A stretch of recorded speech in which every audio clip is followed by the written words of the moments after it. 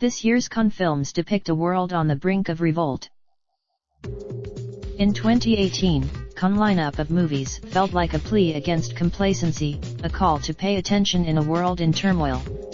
It was a startling, but this year, that message has been ratcheted up a notch. Even before in fact, the festival opened on Tuesday with a zombie apocalypse, The Dead Don't Die, Jim Jarmusch's gently scathing tragicomedy set in small-town America. It's quietly capped, but if the opening night of the festival was a rueful chuckle and a grim shake of the head, Wednesday had a different take.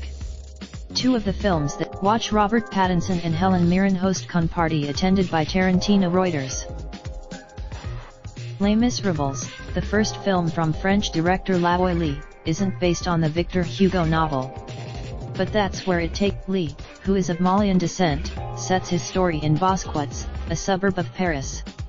It's an ambitious, both films end on a similarly grim, darkly optimistic note. Fighting back against the oppressor is possible, even if the results are bloody and chaotic. But three other films, Mati Diop, the first black woman to have a film in the main Cannes competition, tells her tale in Atlantique with a tinge of muted hope. It's the story of in Atlantique's You, an extraordinary feature debut for Diop. You, the poor struggle to assert their right to what's theirs, against the wealthy who take advantage of them. And for some of them, which makes it an unlikely but strong companion piece to Sorry We Missed You, an angrily searing piece of social realism set in modern-day Britain's gig economy. Director Ken Loach, Sorry We Missed You is the story of a working-class English family trying to scratch out a living any way possible. They rent a small, Ricky's delivery job is pitched to him as having his own business, but it soon becomes clear that the setup of the business, You, in which the movements of the drivers are controlled by devices that track both the packages and the people delivering them, You, is simply a new form of employment, but with more stress and more liability for the employees.